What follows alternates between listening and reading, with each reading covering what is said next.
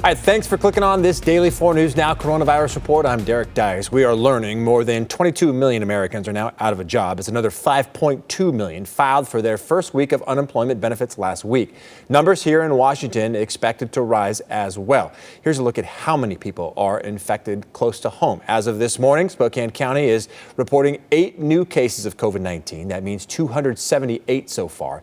No new deaths from the virus, though. And in Kootenai County, there are 3 new cases. Bill Gates is criticizing President Trump's decision to cut U.S. funding to the World Health Organization during this pandemic.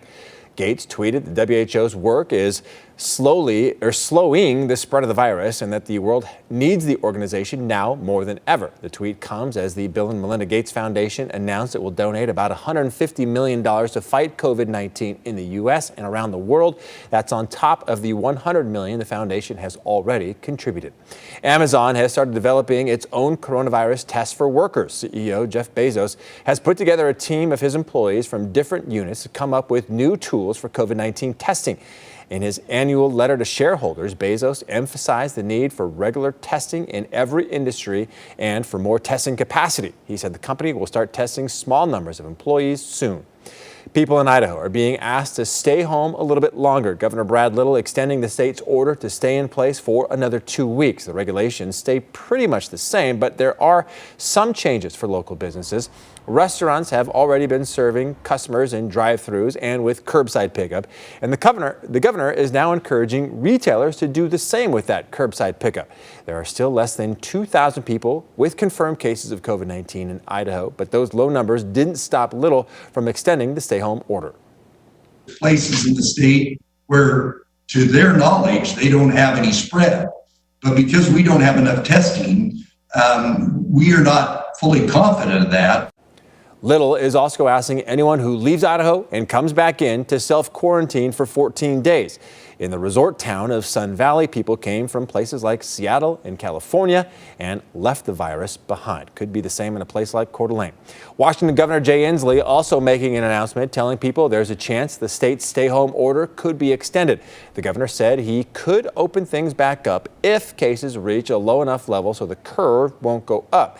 Inslee also said a system of rapid testing and rapid isolation needs to be in place. Where we are today is we're not at that transition point. I wish I could tell you when that transition point will be, but I know this. We want it to come as fast as possible. Inslee says reopening the state will be a reverse of how it closed. Non-essential businesses would reopen before large gatherings are allowed. Inslee says the transition is more of a dial than a switch. 80 million Americans saw their stimulus money hit their bank accounts yesterday. If you weren't one of them, though, don't panic. Payments are still being processed and sent to millions of people. And now you can track the status of your payments through a new tool on the IRS website. It's called Get My Payment. And all you have to do is submit some personal information to track the status of your money. Just make sure you are actually going through the official IRS website, because info you need to submit includes things like sensitive data and your social security number. Spokane unemployment numbers have skyrocketed over the past few weeks. Experts say those numbers are expected to rise as the pandemic continues. Between March 29th and April 4th, there were more than 11,000 unemployment claims filed in Spokane County. With such a high volume, there are many people unable to get through to the Employment Security Department by phone. If you happen to be one of those people, the Spokane Unemployment Law Project wants to help. The nonprofit is based both in Spokane and Seattle and is there to help people get their unemployment benefits. They are there to offer advice, and they have attorneys who can represent you free of charge. They really want or really appreciate that voice on the other end of the phone saying, hey, I'm here, I can answer a question, I can probably help you, let's talk about what's going on. Although the resource is free, it does accept donations. You can find more information on the Unemployment Law Project's website. There you can also find answers to most of your questions and view webinars that are held each week. We have a link to that on our website at kxly.com. Well, the world's largest 3-on-3 basketball tournament has officially been postponed. Hoopfest will now be held on the weekend of August 22nd and 23rd. And this morning, we are learning of new registration and refund deadlines. Players need to register for a spot in the tournament before July 13th. You also have the option to request a refund. Just make sure you fill that out before July 24th. With thousands of people out of work in Spokane, more families than ever need help putting food on the table. Second Harvest says it's struggling to keep up with demand.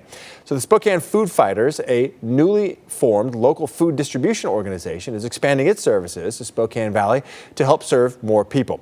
Spokane Food Fighters has served more than 10,000 meals already, an impressive total considering the organization just started up a few weeks ago.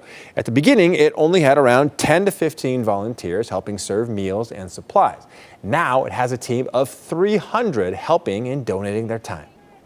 Sometimes I see the line of cars and I get overwhelmed. It's like, oh, the volunteers are so eager. They're there 15 minutes early and we don't even have the food yet.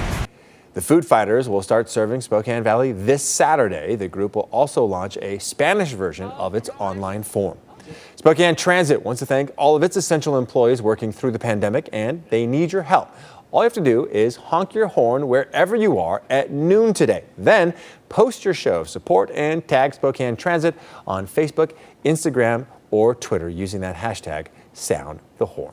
All right, thanks for watching another 4 News Now daily debrief on coronavirus. You can catch these quick updates on Facebook and KXOY.com, every weekday at about this time. Get out and enjoy that sunshine today.